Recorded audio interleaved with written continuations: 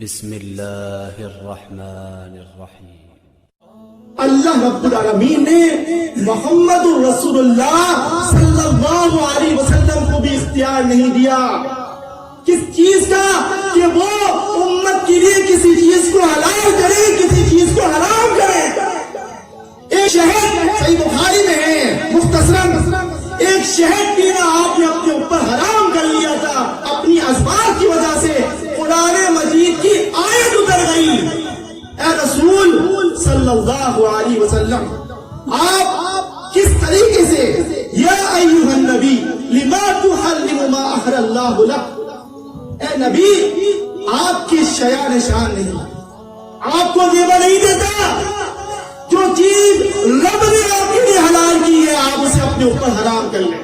کون ہے شخصیت؟ امام الانبیاء محمد رسول اللہ صلی اللہ علیہ وسلم۔